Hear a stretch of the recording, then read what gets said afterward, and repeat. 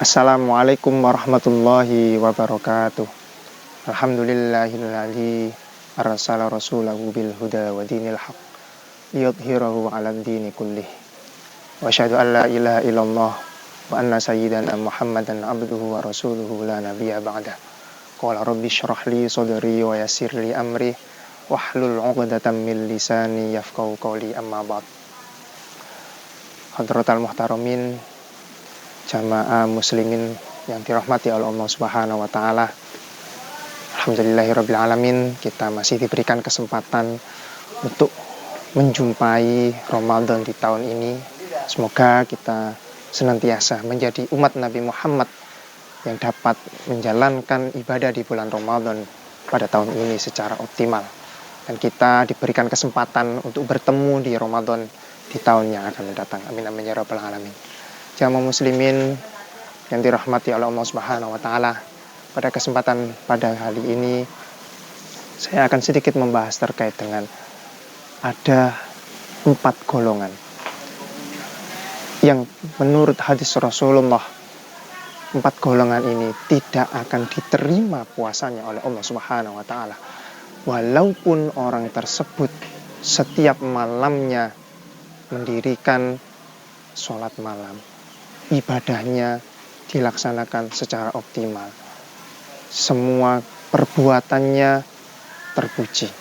Tapi kalau 4 golongan ini melakukan maksiat yang terkategori sebagai 4 ini, maka amalnya, puasanya tidak akan diterima oleh Allah Subhanahu wa taala. Siapakah 4 golongan tersebut? 4 golongan tersebut ialah yang pertama, yakni adalah mudminu khamrin, yakni orang yang senantiasa meminum khamr, atau orang yang sudah terbiasa mabuk-mabukan. Kalau di bulan Ramadan orang-orang yang seperti ini tidak mau bertobat, maka walaupun dia puasa sampai 30 hari utuh, kemudian dia sholatnya sampai ibadah, kemudian sujud sampai dahinya sampai ada hitam-hitamnya atau gosong, tapi kalau dia masih melanggengkan, masih senantiasa senang minum khamar, maka sudah dipastikan golongan ini atau orang-orang yang suka mabuk-mabukan ini puasanya tidak akan diterima oleh Allah Subhanahu wa taala. Kemudian yang kedua itu adalah wa'aqul liwalidayhi. Ini adalah orang yang durhaka terhadap kedua orang tua.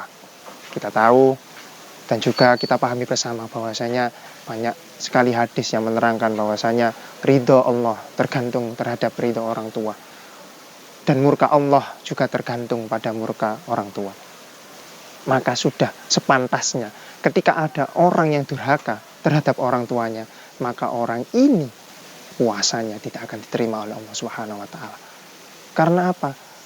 Orang tua saja tidak ridho, bagaimana Allah ridho terhadap amalan puasanya? Maka kita sebagai umat muslim jangan sekali-kali durhaka terhadap orang tua. Kemudian golongan selanjutnya yang puasanya tidak diterima oleh Allah Subhanahu wa taala itu adalah qati'ur rahmi, yakni orang-orang yang memutus tali silaturahim. Orang-orang yang dulunya seringkali menyambung silaturahim, yang kenal dengan saudara yang lain, kemudian dia secara tiba-tiba memutus tali silaturahim, maka ini termasuk golongan yang kelak puasanya tidak akan diterima oleh Allah Subhanahu wa taala.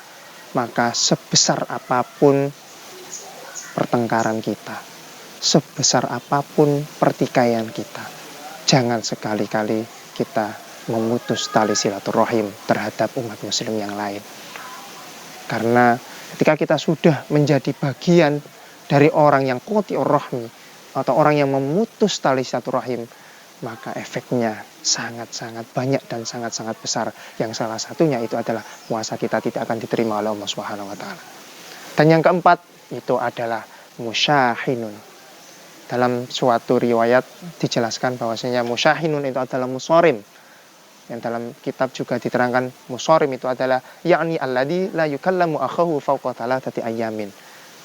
Musyahin itu adalah paling mudahnya adalah orang yang satru, orang yang tidak mau menyapa saudaranya, orang yang tidak mau menyapa temannya, orang yang tidak mau menyapa rekannya.